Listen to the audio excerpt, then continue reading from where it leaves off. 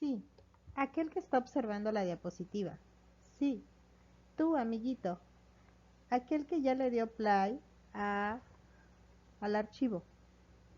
Sí, ¿sabes de qué vamos a hablar el día de hoy? Si ubicas el escenario que tengo a mi espalda, en tus viajes o en algunos libros has visto estas imágenes. Claro, efectivamente, esa es la respuesta.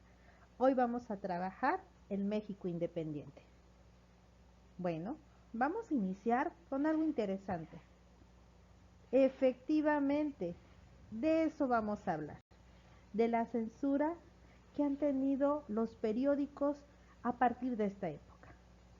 Bueno, yo les traigo en este momento una lectura sobre la censura al periodismo en México, una revisión histórica y perspectiva. Bueno, vamos a iniciar. José Joaquín Fernández de Lizardi fue uno de los primeros periodistas libres, durante una época cuando el gobierno no trataba de negar su control de la prensa y de lo que estaba escribiendo. Él escribió la primera novela en México. ¿Sabes cuál es? Efectivamente, El Periquillo Sarmiento en el año de 1816.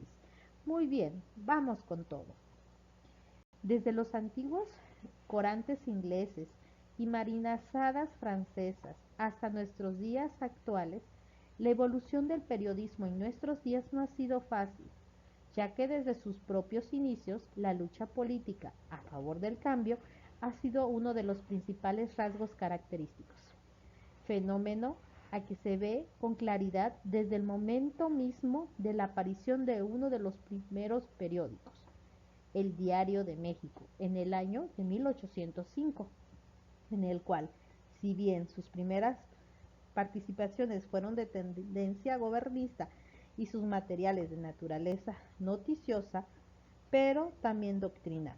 Poco a poco pasaron a la oposición, llegando a tomar parte en la propia lucha independentista, como fue el caso de Jacobo Villarrutia y Carlos María Bustamante, a quienes las propias autoridades virreinales llegaron a perseguir por sus escritos y pronunciamientos. También podemos agregar que existió una gran reacción, la cual produjo esta situación.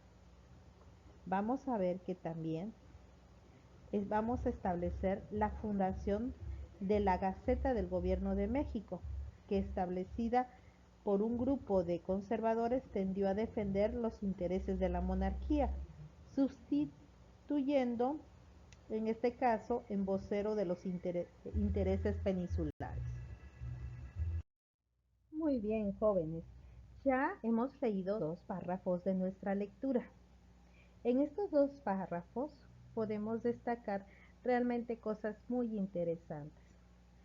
Si hoy hacemos un análisis de la importancia del periodismo que actualmente existen en México, esto ha sido muy diferente.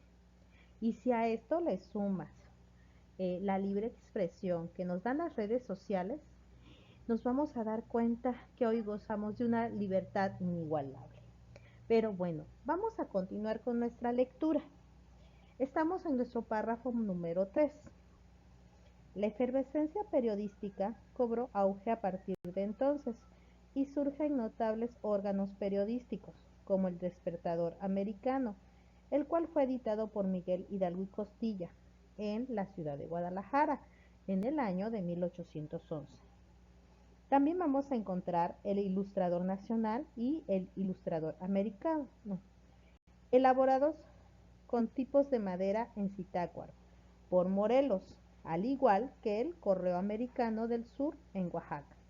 Todos ellos periódicos de combate, de propaganda a favor de la independencia, a los que se unieron los siguientes periódicos: El Mentor Mexicano, El Fénix, el Semanario Político de Andrés Quintana Roo, defensor de las causas emancipadoras, a diferencia de los periódicos de clara influencia oficialista como el Centinela, contra los seductores, El Español, la Gaceta de Valdés, que llegó a ser órgano oficial del gobierno novohispano, además de El verdadero ilustrador americano de José Mariano Beristain, cuyas ideas fueron eminentes de corte realistas y opuestas a las que estaban difundiendo los escritores, por ejemplo, José María Cos.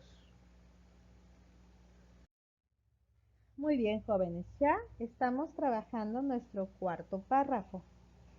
Y recuerden que conforme fue avanzando el movimiento de independencia, fueron surgiendo más periódicos.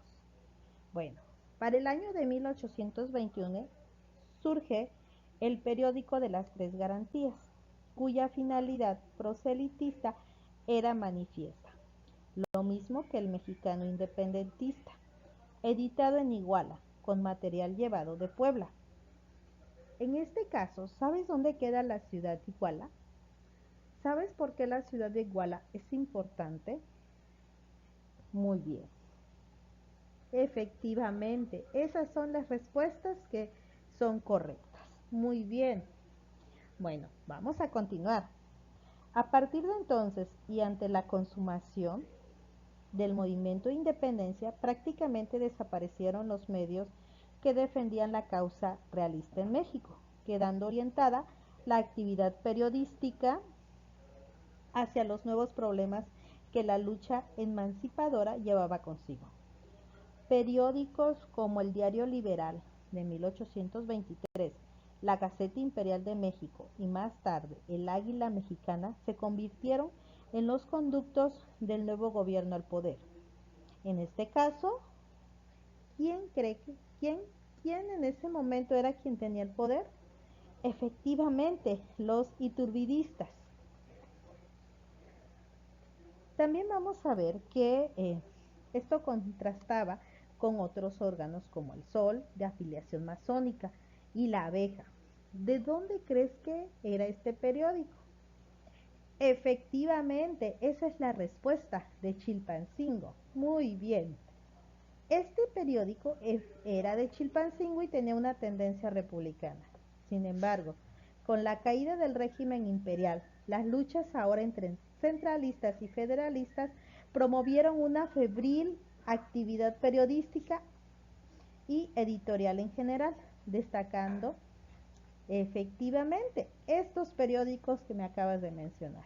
El Observador de la República Mexicana, como vocero de los masones del rito escocés, además del Amigo del Pueblo y el Mercurio, los cuales se encontraban vinculados a la logia yorquina. Continuamos con nuestra lectura.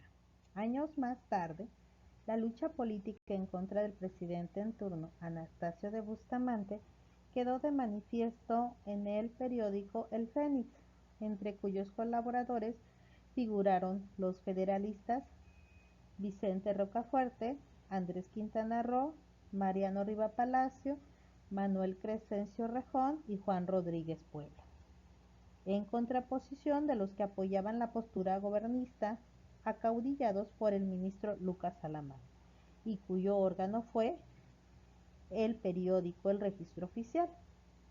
Para mediados del siglo XIX surgieron nuevos periódicos de gran trascendencia, como cuáles, bueno, el siglo XIX, fundado en 1841, y el Monitor Republicano, fundado en 1844, de filiación liberal, en tanto que después aparecieron otros periódicos como El Tiempo, que este era de corte monárquico. Vamos a continuar, jóvenes. Durante el Segundo Imperio, la prensa se encargaba de atacar al propio Maximiliano, como lo vamos a localizar en algunos periódicos de la época. ¿Quiénes son esos periódicos? Bueno, La Voz del Pueblo, El Clamor Progresista, La Sombra y La Rabia. Poco más tarde, en el periódico de la orquesta de Carlos Casarín y Constantino Escalante, se inaugura el uso de la caricatura política, mientras en plena república los periódicos fomentaban solo la temática política. Toman parte en, en, es- en este tipo de reportajes políticos, abogados, religiosos, militares. En suma, la élite política del momento. Va a reaparecer el Monitor Republicano, la Revista Universal, el Correo de México, el Sufragio Libre y la Librería. Y pronto comienzan a brotar los primeros intentos del periodismo de naturaleza socialista. ¿Como cuáles? Muy bien, efectivamente, esos eran esos periódicos de corte socialista. ¿Me los puedes enlistar? Efectivamente, el socialista, eh, en el cual colaboró Guillermo Prieto, La Comuna y El Hijo del Trabajo, a los que continuaron dentro de una línea políticamente muy radical. Bueno, pero también vamos a encontrar periódicos que tenían una tendencia socialista, pero eran menos radicales, como El Federalista de Justo Sierra y Manuel Gutiérrez Nájera, La Libertad y la Tribuna de Ignacio Manuel Altamira.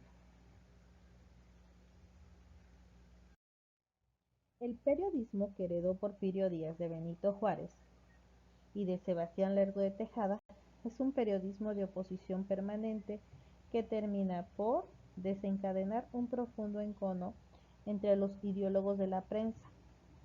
Si bien los márgenes de libertad fueron casi irrestrictos, sus miembros a veces terminaron convirtiéndose en los gérmenes de su propia autodestrucción. Nuevos periódicos como La Voz de México, La Prensa, dirigidos por José María Vigil y Juan de Dios Pesa, el Diario del Hogar de corte liberal, a cargo de Filomeno Mata, el periódico El Partido Liberal de José Vicente Villada, El Mundo, El Tiempo o El País, incorporaron mejores técnicas e impulsaron la habilidad de sus periodistas promoviendo de modo creciente la importancia del reportaje como género periodístico, siendo el periódico El Imparcial, bajo la dirección de Rafael Reyes Espíndola, el mejor ejemplo. No obstante, hacia los postrimerías del régimen, la oposición contra Díaz cobró una fuerza incontenible y los afanes por la renovación social quedan plasmadas en el periódico Restauración y Democracia Cristiana, así como en Regeneración, periódico liberal anarquista de los hermanos Flores Magón. Muy bien, acabamos de hacer una reflexión sobre cómo fueron surgiendo los periódicos desde la época independiente hasta la época de Porfirio Díaz. A continuación vienen algunas preguntas que nos van a permitir reflexionar sobre este tema. Primera pregunta: ¿cómo se llamó el primer diario del México independiente y cuál fue su tendencia partidista? Pregunta número 2. A partir de la efervescencia periodística, ¿qué otros periódicos se fundaron? Número 3. ¿Qué periódicos ayudaban a la causa iturbidista? Pregunta número 4. ¿Qué periódicos apoyaban la causa liberal? Pregunta número 5. Además de las tendencias políticas, ¿qué otras corrientes se incluyeron en los periódicos a finales del siglo XIX? Muy bien. Con tus respuestas vas a subir a plataforma dicha actividad. Esta puede ser en Word o puede ser en tu cuaderno